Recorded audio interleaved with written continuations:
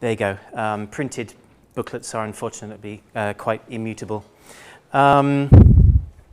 So what I'll do is I'll break this down into what has been recently released in 3.0 as a summary for those of you who haven't used it before or are still on older versions. And then later I'm going to talk about what's coming in 3.1, which is already well underway. We've done quite a lot of work already on 3.1. And then sort of more sort of pie in the sky stuff for 3.2 and beyond. So 3.0. One of the biggest themes of Bndtools 3.0, and kind of in response to some of the problems that we had with earlier versions and feedback from users, we've got a lot better at build fidelity between Bndtools incremental build and what you get if you run offline with Ant or Gradle. Part of the reason for that is that we actually put if you have a dependency on a project in the workspace, we actually put the built project jar on the build path of the other project, of the depending project. The reason we do that is that sometimes people take code which is not actually part of the source of their project and package it into their bundle. You know, with BND you can slice and dice your packages. You can add or include code that comes from your own build class path, repackage it into your own bundle, and make that a dependency for other people. And that wasn't so good in previous versions of Bndtools. We couldn't see essentially the repackaged stuff when you're looking in the dependency project. But now we can, and that improves things a lot. We have a much faster and more scalable builds, partially because we're taking more control over the build order and the actual set of projects that really need to be rebuilt in Bndtools every time that we make a change. We build the minimal set of projects within the workspace. So that's been a major theme of 3.0. Another big theme has been support for OSGi Release 6. In particular, support for the Release 6 annotations, the DS 1.3 and metatype 1.3 specs that come in Release 6, and also the spec annotations for versioning, such as the actual version annotation and also the consumer type and the provider type annotation. Also, we've turned on annotation processing for DS and metatype by default in BND.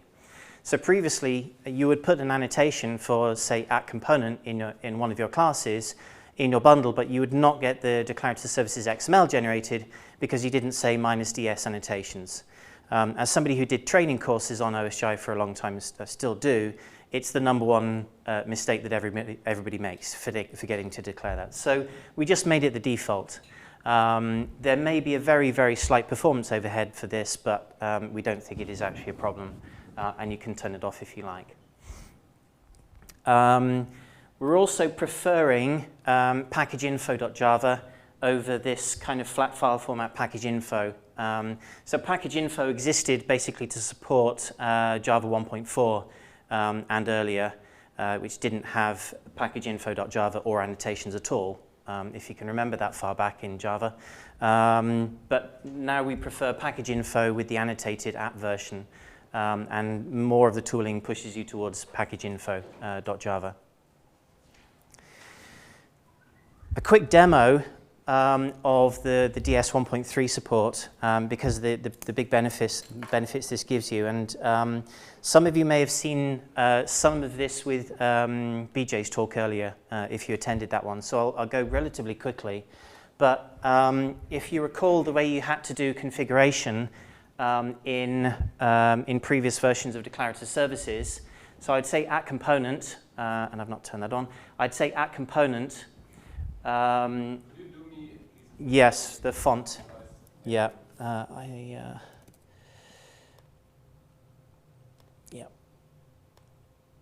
Let's go to 14.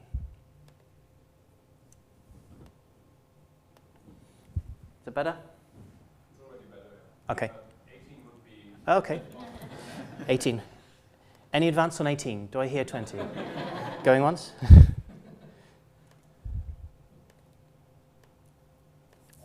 Okay, nice and big.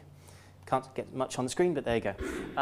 So if you recall, if you had a declarative services component, you wanted it to be configurable, you declare a map as a parameter config props. And then if I want to get the language property out of that, I'd have to, get the string, well, check if it was there. Assuming this is a mandatory property, I'm going to have to throw the exception if it's not there. And then I have to check, well, what type was it actually? Convert it to a string, maybe parse it, and all this kind of stuff that you had to do with configuration. And that was cumbersome. There were utilities that you could include in your bundle to get around this, but it wasn't so nice.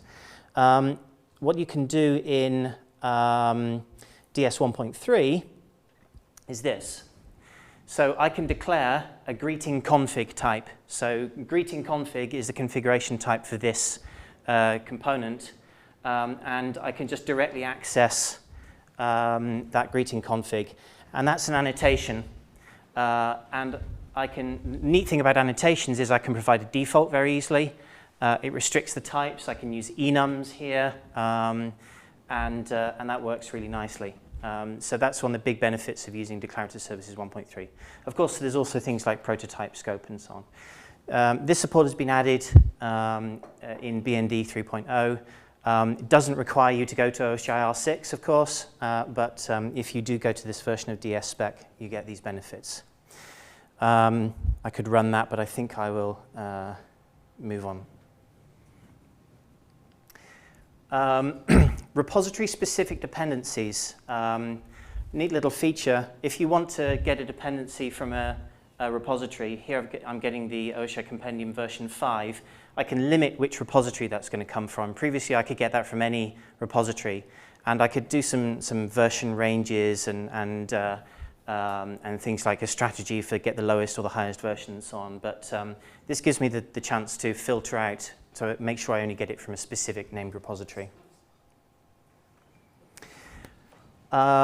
Capability search. One of the problems that you often have in OSGi development is, my bundle doesn't resolve because it's got a missing package. Now, hopefully you're using the resolver, so that shouldn't be so much of a problem. But if you've dropped in a bundle and it doesn't resolve because of a missing package, how do you find the bundle that has that package? Well, the capability search has a tab for package searching, and you can search by package and version range. So if you need to find out which bundle exports javax.servlet version 2.5 or above, you can type that search there. You can also search for service capabilities, so find out which bundle is declaring a provided service, and give the type there with a wildcard. And then you can search for any arbitrary capability using the capabilities namespaces in OSGi. So search for an OSGi extender. Here I'm searching for which, it's too small to read, apologies for that. I'm searching for an OSGi extender that matches the filter OSGi extender equals OSGi.blueprint. So which bundle is providing blueprint services? So that's a capability search against the repository content. Wildcard dependencies. This actually is an interesting one. This came from a customer request. You can actually say build path equals star and narrow that by a repository. And that will actually take every bundle in that repository and put it on the build path of a project. Now, why would you ever want to do this? Well, by doing this, it gives you type level searching of all that repository's content.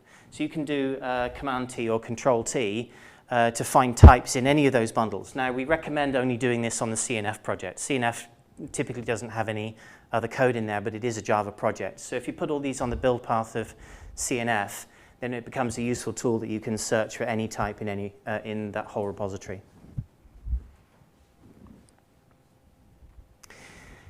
Maven plugin. We did actually release the BND Maven plugin in 2.4, but it wasn't particularly production ready. It was possibly a little bit rushed, and it had a few missing features. We do now consider this to be production ready. In fact, we have customers using it in production. The BND Maven plugin as an alternative to the older Maven bundle plugin from Felix has been enhanced and is available in 3.0. one of the nice features, kind of obvious when you think about it, but you can now use POM properties from Maven in the bnd.bnd, such as the group ID and artifact ID, as variables in the bnd.bnd. And you also have inheritance from the parent project. So you can put bnd properties in a parent bnd.bnd file, and they get inherited by all of the projects in that Maven project, modules in that Maven project. And you can actually omit bnd.bnd if you don't need to override what's in the base. It actually turns out when you do this, if you're clever about it, most projects don't actually need a bnd.bnd. If you do some sensible settings in your parent bnd.bnd, many projects don't need this except for when they need to customize something very BND specific, which was a bit of a surprise for us as well, actually. Gradle support. There's a new plugin, a new non-workspace plugin. So we still have this Gradle plugin that builds BND workspace style workspaces. And that still exists. The non-workspace plugin is a Gradle plugin for building more sort of traditional Gradle layout projects, but using BND within that. And it's a replacement for so Gradle has a so-called official OSGi plugin. It's not very good. It's not really supported by anybody that actually understands OSGi. It's not really maintained either. This one is maintained, and it's maintained by BJ, mostly by the BND developers, and is used by Liferay. Obligatory shout out to Radar. So that's 3.0, the features that are available now in 3.0, available since July, and you can install it. So coming in 3.1, standalone operations. So we have this concept now of doing a lot more, or being able to do a lot more stuff in Bndtools without a BND workspace, without a CNF. So we can use a standalone resolve, run, and export in a BND run file without being in a BND workspace. Because of that, it gives us a lot better support for these other kind of environments, like Gradle with the non-workspace plugin, like Maven, and so on. We also have this, this new wizard for generating an OSGi repository index in any location from a directory. So in addition, sorry, I thought I had a demo slide coming up.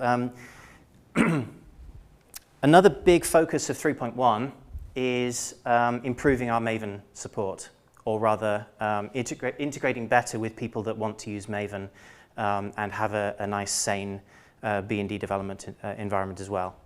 And that means some additional Maven plugins that we're developing. So we have the BND Maven plugin that does the base building of bundles. That's the core functionality that we need to have. In addition, to actually get a running application, you tend to need an index, an OSGi index. So we have the BND Indexer Maven plugin. This indexer plugin generates an OSGi repository index from a project or a Maven module that looks very similar to something like a Maven assembly plugin usage, where we say, here's a module which is our indexer module. I'm going to reference my I'm going to reference the projects or the bundles that are the core of my application, my own bundles that define my application. The indexer will generate the OSGi index for those bundles plus their transitive dependencies within Maven. And you end up with an index that you can now pull straight into OSGi. So that one is actually working at the moment. We're also working on baselining. We have a baseline Maven plugin that does the version checking that you've correctly semantically versioned your packages and so on. We're working on an integration testing plugin to actually do the kind of integration testing within an OSGi framework in the test environment as another plugin, and also an export as executable. Don't have a name for that one because we haven't started, but probably BND export Maven plugin. So I have a quick demo of some of this Maven support and the standalone stuff. So go to demo 2 here. So what I have here is a pure Maven workspace. No CNF, no BND workspace here. Interestingly, only one of these projects has a bnd.bnd. None of them have a bnd.bnd except for the first one, which is the parent project. And that bnd.bnd says this macro stuff. I'll explain that in a second. What you notice here is that if I look at this bundle shopping API, it has some exported packages. Well, how does the BND Maven plugin know that this package here, the images.api and the shopping.api package, should be actually exported? It doesn't have the nasty default export everything except for impl projects that's a big problem with the Maven bundle plugin. We do have to explicitly define the exports. And we define it with this macro. So what we're saying here is, in any project, export the packages that match this macro, which says packages that are annotated with the version annotation. So you would only ever bother versioning a package if it was going to be exported. So if a package has the version annotation on it, then it's an exported package implicitly. And by doing this kind of stuff, and also what I said about the default -ds annotations and so on, you can actually get away without using a bnd.bnd file on almost all projects. Here I have the standalone. So this is a standalone BND run file in standalone mode. And the way we define this is we still need repositories, but they're defined as links to XML files, index XML files, that can be built sort of manually with the wizard. So if I had something like here I have a repo with a bunch of things that I don't want to have in my Maven directory with an index, and I can just regenerate that by saying generate OSGi repo index, and it's going to regenerate that index.xml. I can also link to, in this case, target.xml. So target index.xml is that's an OSGi repository index that's been generated by the BND indexer Maven plugin. So it's indexed my Maven workspace plus the transitive dependencies of those bundles from the Maven local M2 repository in my home directory.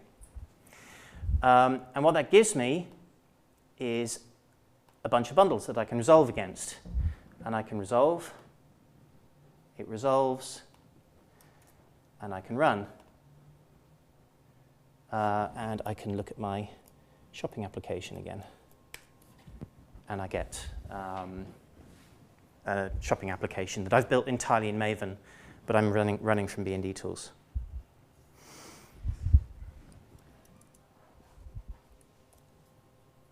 Okay. Final big new feature in 3.1 is a new system for templating for projects. The old system for generating new projects in the Bndtools workspace was pretty cumbersome. You had to contribute plugins into Bndtools in order to extend those templates.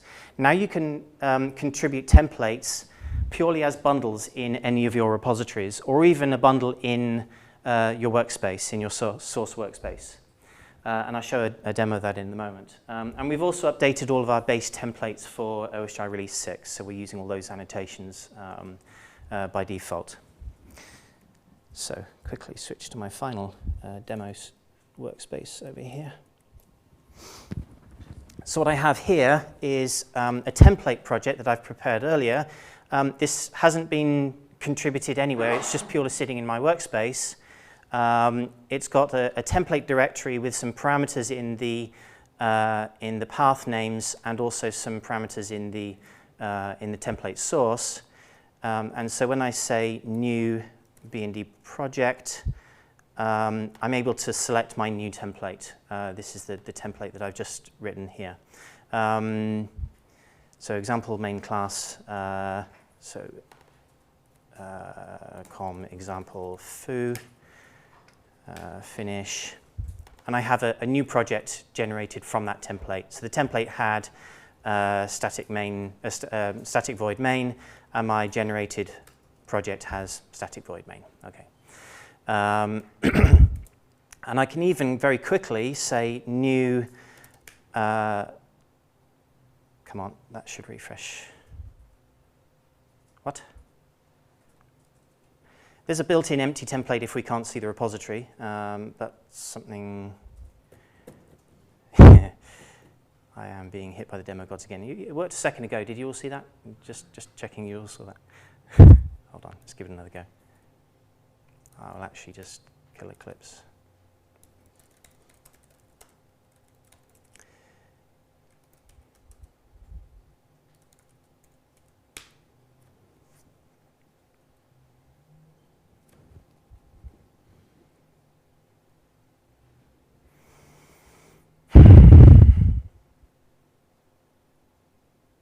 Okay, let's give it another go. So new, okay. So these are the standard templates that are in the repository, and there's a template. So if I want to create my own template, I can say this is my com example template 2, and my template is going to look like this. I don't know what it's going to be called. Void foobar. Yes, thank you, Krista. I see that. And now I can immediately use that. I can edit the definition of the template. So I can say that my template name is ECE. The rest of that is fine. And I'm going to say new project again. And there's my template, and immediately use it. Com example bar. And my generated project has that I put in the template. So that's under quite active development at the moment, and it will be available in 3.1. Final feature, to talk about hash dependencies. When I declare a dependency on something, I would, rather than specifying a version, which could actually potentially, depending on what somebody does with the repository, give me not the bundle I was expecting if they changed a bundle without actually bumping the version, I can specify the exact SHA-256 hash of the bundle that I want. So this really gives us very, very strongly repeatable builds. You know, if I've got that hash in there, now we're anticipating having some tools that allow us to take a, you know, version equals 5.0, right-click on that, convert it to a hash dependency, because typing that long hash in is going to be very annoying. But if you do that, then it's really almost impossible to break that build, assuming that an artifact with that hash can actually be found. Yes, Ray? So I guess you would be assuming that the dependency is released in the Bndtools CNF, or could it have any repository. So the repositories can answer queries purely by hash. So we support this in the local indexed repo and the fixed indexed repo. You could have a remote repository that serves dependencies purely by hash. We download those things. We validate the hash and the BSN. So we check that the thing we downloaded was actually called OSGi compendium. If it wasn't, then something weird is going on. So we download those things. You can blast it out of your local and then re-download it as long as it's available from somewhere. And you can even safely use from a remote source like Maven Central, because you know, somebody can't maliciously come in and put something into a bundle on Maven Central, because if they did that, they would break the hash and you wouldn't use it. So, so that's another feature coming in 3.1. Future plans, more Maven integration. You know, we've kind of heard loud and clear from our customers and the community that while Maven has problems, it's very widely used, and we need to be able to integrate with it.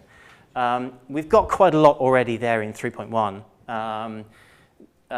We also want to do more in terms of incremental building.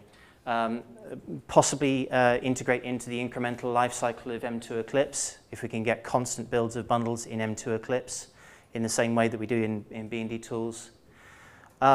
We also want to clean up the repository plugin API a little bit. This is sort of 3.2 timeframe we're talking about now. Export to Docker as a potential new feature, probable new feature, export to Docker. And this bullet point I added during Tim Ellison's talk because it gave me the idea to do so, support for generating Java Platform Module System modules, or Jigsaw modules as they're also known. So those are kind of the future plans. We need help. The current number of Bndtools committers using Windows is currently 0. Because we're all these kind of egotistical maniacs that force our companies to buy us Macs, nobody's using Windows. So we get very little testing and support on the Windows platform. We need help here. If Windows is important to you and Bndtools is important to you, then please help us here. Make this more stable, because we hear about problems, but we have very little opportunity to fix them ourselves. So yeah, I'm rushing a little bit because I'm out of time, but... oh, do I? 3 minutes. Oh, okay. Okay, I thought I was more out of time, so I will start speaking more slowly. No, that gives me 3 minutes for questions, I guess, so thank you very much.